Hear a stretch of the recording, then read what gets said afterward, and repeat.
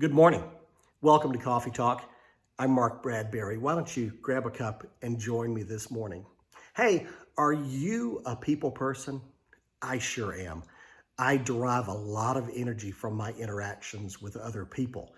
And you might be a little bit different from me in that, but we all intuitively know that we need other people.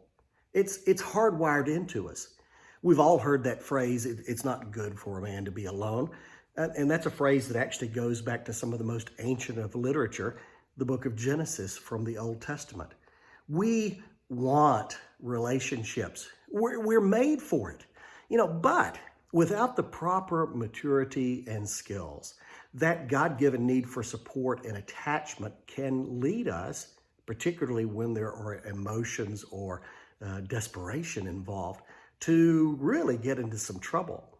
That internal drive can just kind of move us along and override our wisdom and our common sense, leading us to get into relationships that aren't really good for us, sometimes with people that are truly bad for us.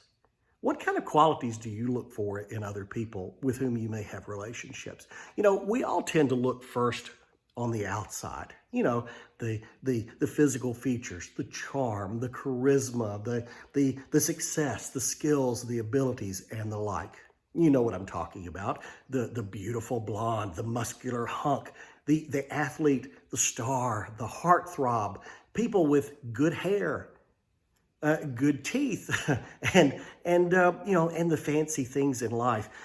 Those are the kinds of things that attract us and really get our attention. But, God looks not at this outside stuff. He looks at the heart. He looks at what's on the inside. And that's our best model, too. After all, what good does it do you to rush into a relationship with someone who might be different on the inside from what's on the outside? How many times have you ever made that mistake? Probably more than once. Outward beauty does not necessarily align with inward quality.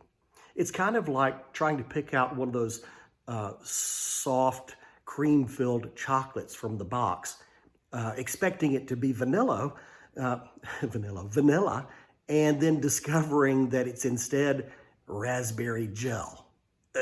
No, not what I want. Many of us struggle with discernment about which candies to pick, particularly when our emotions are engaged or when we're just trying to desperately fill the gaps in our own spirits.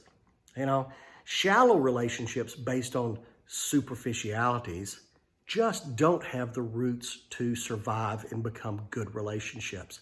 Toxic relationships where the outside hides an ugly interior are even worse, and they carry their own brand of poison right into your heart. Building a relationship on a weak core when you have gaps in your own spirit can just end up being traumatic and damaging, really, to both parties. So listen, let me give you some wise advice this morning. Take the time before bringing someone into your inner circle. That's right. Give it some time. Really get to know them first. Guard your heart. Don't repeat the mistakes of the past. And most importantly, make the effort to build your own core. Make sure those gaps are filled in yourself and be solid. Then you'll be able to best discern the kinds of people that you really want to be with, those safe people. You'll be able to bring your best self forward into the relationship, and you'll be able to better establish good relationships. And who knows, if you're very fortunate, you might be able to find someone who can whip up a good cup of coffee.